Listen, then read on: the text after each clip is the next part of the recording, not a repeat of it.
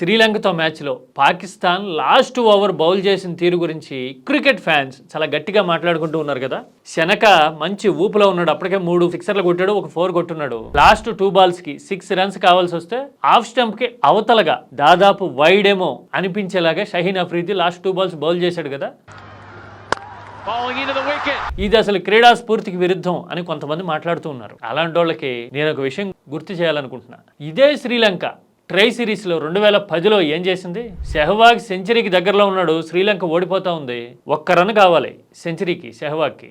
ఏం చేశాడు Sri Lanka bowler రణ్దేవ్? No ball వేసాడు కదా ఇంటెన్షనల్గా.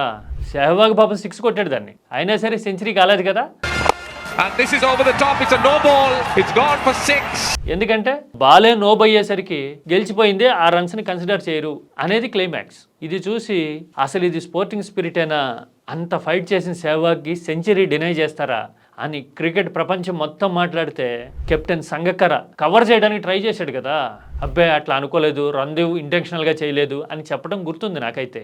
మీకు గుర్తుందా? మనం ఎలాంటి టాక్టిక్స్ ఫాలో అవుతామో అలాంటి టాక్టిక్స్కే చిక్కుతాము ఎక్కడో అక్కడ. That is life, that is sport. అవునా కదా?